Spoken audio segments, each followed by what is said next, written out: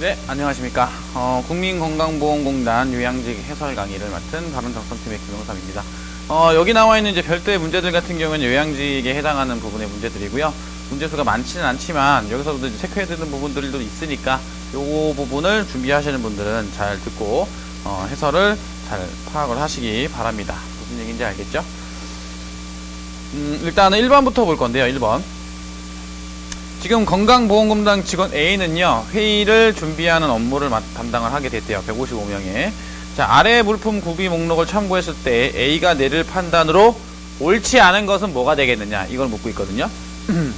1번부터 봅시다. 대형 프로젝트를 제1세미나실로 가져와야 된다라고. 근데 대형 프로젝트에 보니까 어디 있어요? 제2세미나실에 있죠? 이렇게 되어 있고요. 그 다음에 2번. 노트북 컴퓨터로 발표를 진행하는 이들을 대비해서 RGB 케이블을 넉넉하게 준비한다, 이렇게 돼 있죠. 그 다음에 3번 경우를 한번 봅시다.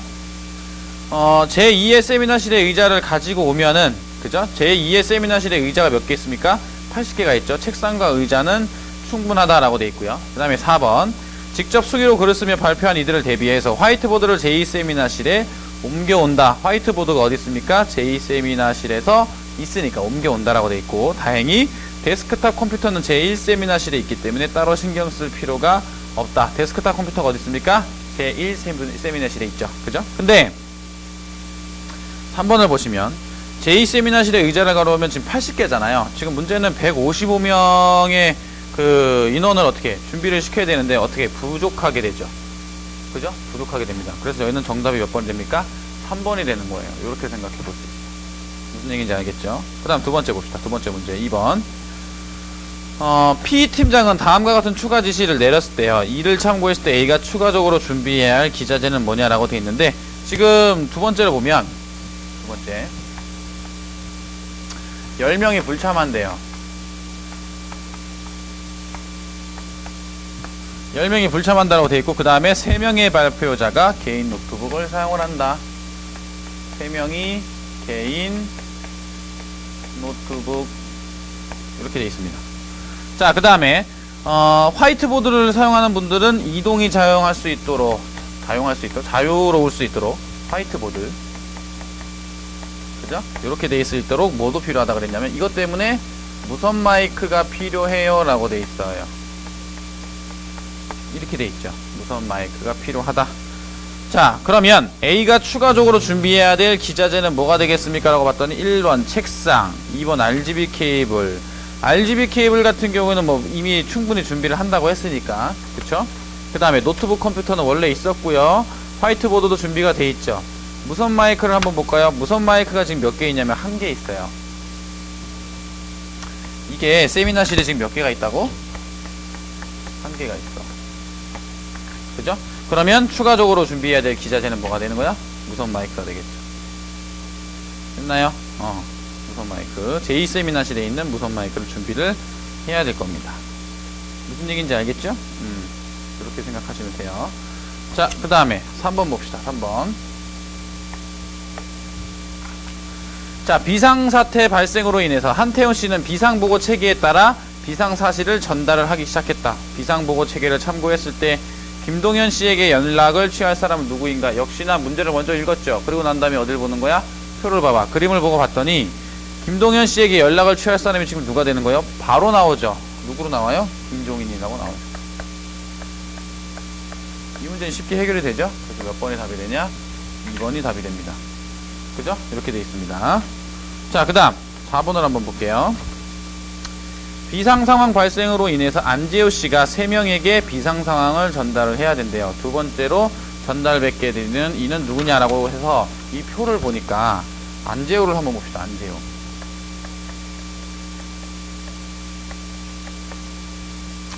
제일 먼저 지금 보면 알다시피 어떤 방향으로 가게 되냐면 주보경으로 가죠. 그리고 여기서 보니까 조성우군요. 조성우. 주보경이 아니고 조성우라고 돼 있네요. 일단 이제 조성우로 왔습니다. 그 다음에 여기서는 주보경이 되는 거고, 이쪽이 어디로 내려온 거야? 주지석이 내려오네. 이렇게 돼 있는 거죠. 근데 문제에서 뭘 찾으라 그랬냐? 두 번째로 전달받게 되는 이는 누구인가? 일단은 기본적으로 누구한테 먼저 가게 돼요? 입사 순서가 이제 빠른 주지석이 가장 먼저 상황을 전달받는다. 그 다음에 주복용과 주성호는 입사일이 동일하기 때문에 생년월일보다 빠른 주복용이 먼저 전달받게 된다. 그럼 어떻게 되는 거야? 이쪽 라인이 먼저 전달을 받게 된다 라고 보시면 돼요. 그죠? 그러니까 3, 4번 같은 경우에는 이제 누가 먼저 전달받게 되느냐 이 부분을 물어보는 거기 때문에 이렇게 찾으시면 됩니다. 됐지요? 자, 그 다음에 5번을 보죠. 지금 보면 성과급 총액을 구하라고 했어요. 성과급.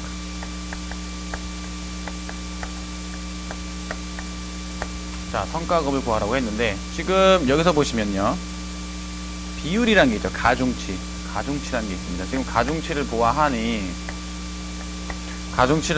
신속성이, 정확성이, 고객 만족도가 이렇게 되어 있는데, 신속성이 지금 얼마라고 되어 있냐면 신속성의 가중치가 0.4라고 되어 있고요.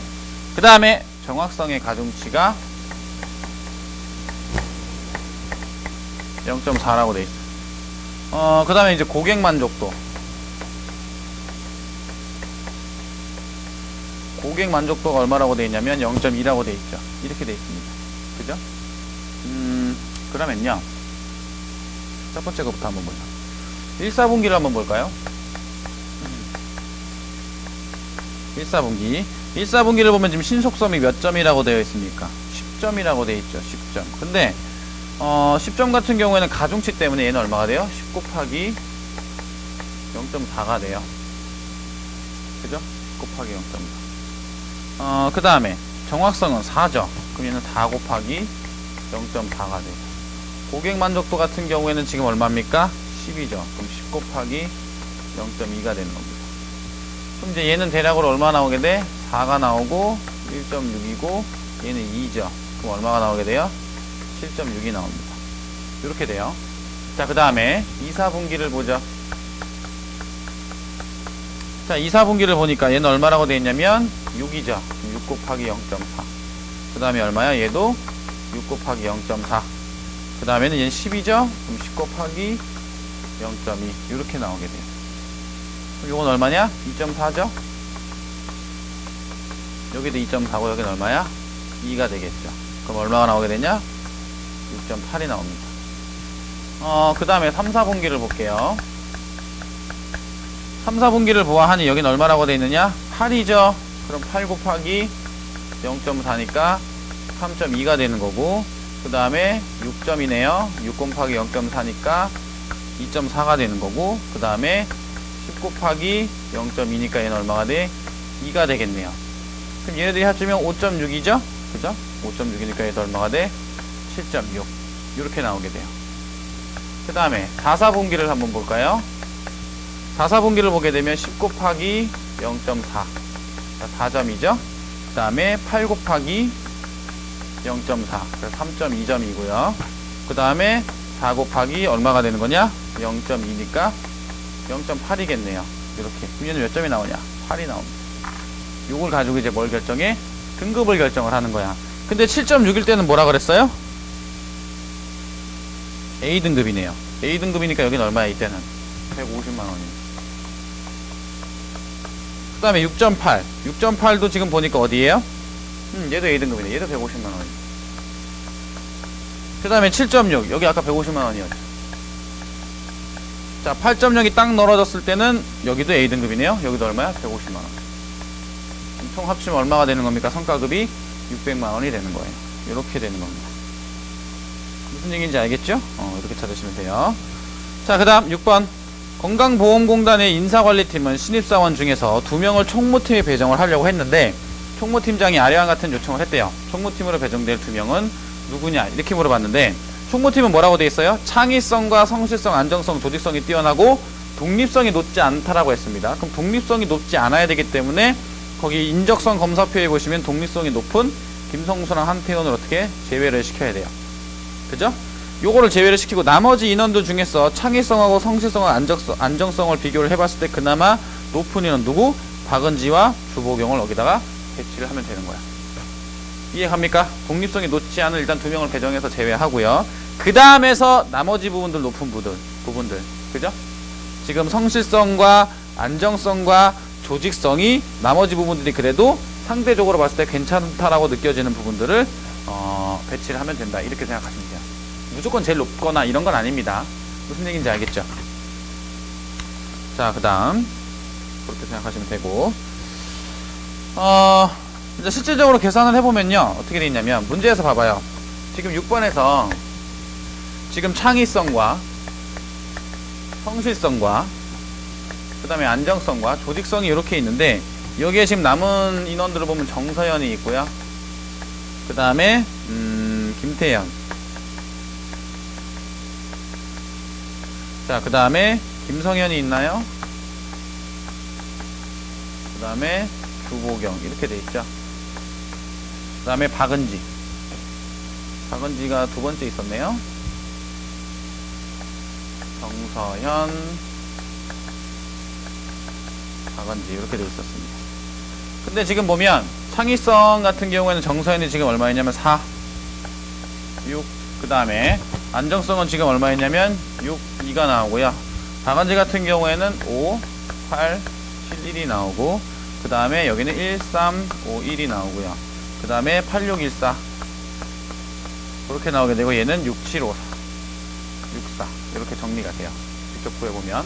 그럼 얘는 총합이 얼마가 나오게 되냐면, 얘는 8이 나오고요, 얘는 21이 나오고, 얘는 10이 나오고요, 그 다음에 얘는 19, 24. 그럼 누가 높아요? 이거 둘이 높습니다. 이 둘을 배치하면 된다 라고 알아두시면 돼요. 이해가죠? 자, 그 다음에 7번과 8번을 한번 봅시다. 자, 7번하고 8번 지금 보시면, 7번을 보시면요, 위와 같은 조직 개편을 진행한 이유는 뭐냐라고 되어 있는데, 이유를 한번 볼까요? 목적을 보시면 되죠. 목적. 수익률 향상으로 인해 조직 규모가 비대화됨에 따라 커졌다는 얘기죠. 조직 구조를 개편할 필요가 발생을 했고요. 개편으로 인한 업무 효율성을 향상을 지향을 한다라고 되어 있습니다. 그러면 조직 개편을 진행한 이유 1번 새로운 지회사 설립, 이런 건 아닌 거야. 그죠? 자, 몇 번이 답이 되는 거예요? 3번 직무 수행 효율성이 어떻게 돼야 돼? 향상시키기 위한 목적으로 지금 되어 있다고 이 표에 어떻게 돼 있어? 조직 개편 계획 안에 나와 있습니다. 그래서 정답 몇 번이 돼요? 7번에는 3번이 되는 거예요. 이해 가시죠? 자, 그 다음에 8번. 조직 개편 계획안에 따라서 새 조직도를 만들 때 빈칸에 들어갈 것으로 옳지 않은 것은 지금 뭐가 되겠습니까? 라고 되어 있죠. 그러면 계획안을 지금 보니까 어떻게 되어 있어요? 계획안을 보면 영업부서는 영업 1팀, 영업 2팀으로만 구성을 한다라고 되어 있죠. 영업부서는. 그 다음에 이 외팀은 따로 묶어서 고객관리부서로 된다라고 되어 있어요. 그죠? 영업 1팀과 영업 2팀. 그럼 고객관리부서가 이제 아무리 들어가 있어야 되고, 그 다음에 기술개발원 관리팀은 기술개발부서로 이동한다. 기술개발원 관리팀은, 그쵸? 그럼 4번이 기술 부분이 이제 나와 있는 부분이 될 거고, 그 다음에 기술개발부의 명칭을 신기술개발전략팀으로 변경한다라고 되어 있으니까 4번은 개발전략팀이 맞겠죠. 그 다음 경영부서를 신설하고 산하의 총무팀과 재무팀을 신설한다라고 되어 있는데, 총무팀과 재무팀이 2번하고 3번에 들어가면 1번의 경영부가 맞죠. 그럼 5번 품질관리부서는 5번에 들어가면 말이 있어 없어? 여기에는 따로 얘기는 없어요. 그냥 뭐로 개설을 한다라고 되어 있냐? 고객관리부서라고 되어 있겠죠. 고객관리부서. 그래서 정답은 몇 번이 되는 거야? 5번이 되는 겁니다. 그죠? 그래서 표에다가 어떤 거를 제대로 집어넣느냐, 이걸 찾는 거예요. 그렇게 알아두시면 됩니다. 됐죠? 그 다음에 9번 보죠. 9번. 자, R카메라의 본사는 경영난 해소를 위한 개혁 전략을 수립을 했다. 아래의 개혁 전략 보고서를 참고했을 때 기억에 들어가기에 가장 적절한 것을 고르세요 라고 되어 있는데, 기억에 뭐가 들어가느냐 봤더니 구체적인 활동 방식이라는 게 들어가야 돼. 문제를 그냥 바로 보는 거야. 근데 거기에는 누구에 해당돼? 구분에 임원에 해당이 돼요. 임원에 보니까 현대사회에 걸맞는 리더십을 형성을 해야 됩니다. 대표이사나 회장은 책임의식 고치, 경영반신 선택, 뭐 이렇게 돼 있어요. 그럼 동그라미 1번만 한번 봅시다. 본사 제품 신뢰도를 높이기 위한 투자비 확대 결정, 이런 건 대표이사나 회장이 해야죠. 임원이 할 수 있는 게 아닙니다. 그 다음 상사의 지시대로만 행동해야 한다는 의식을 지향이 뭐야? 버려야 된다는 뜻이죠. 그러면 2번은 어때? 현대사회에 걸맞는 리더십이 형성되는 부분이 어느 정도 일맥상통한다고 볼 수 있죠. 3번 봅시다. 수동적인 자세로 맡겨질 일들을 기다리는 태도를 지향을 해야 된다. 이건 어디예요? 직원들이 하면 안 되는 태도죠. 그 다음 회사가 나를 비롯한 우리의 것이라는 책임의식 고칙을 해야 된다. 이런 부분들 같은 경우에도 역시나 필요가 없고요. 5번 명령에 순응하지 않는 부하 직원에 대한 엄격하게 된 처벌은 현대사회보다는 어때요? 우리가 여태까지 이미 가지고 있는 전통적인 사회에 걸맞는 방식이라고 볼 수가 있겠죠. 이해가죠?